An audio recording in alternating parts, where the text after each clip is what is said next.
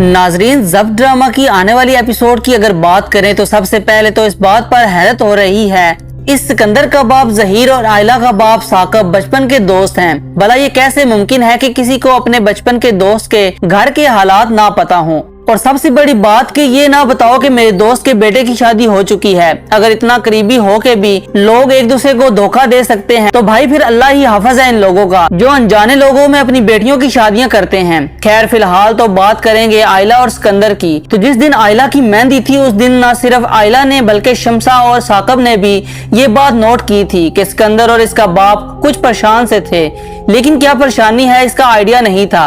सबको ये एतराज तो था कि लड़का आयला से उम्र में काफी बड़ा है, लेकिन किसी के दिमाग में ये बात नहीं आई कि इसने पहले से ही शादी कर रखी है।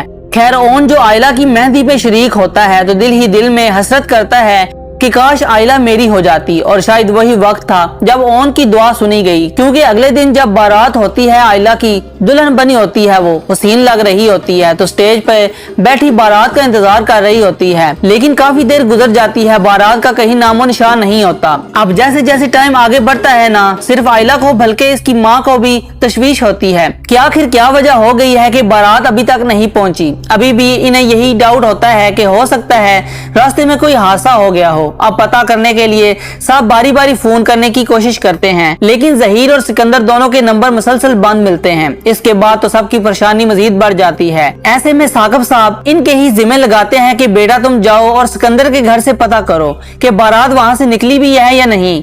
और नाजरीन लगता यही है कि सारा कारनामा सरवरी बेगम का है, क्योंकि आपको याद है ना, एक दो एपिसोड पहले ही सरवरी बेगम ने आरफा को तसल्ली दी थी कि तुम बेफिक्र हो जाओ, आयला का घर मैं कभी भी बसने नहीं दूंगी।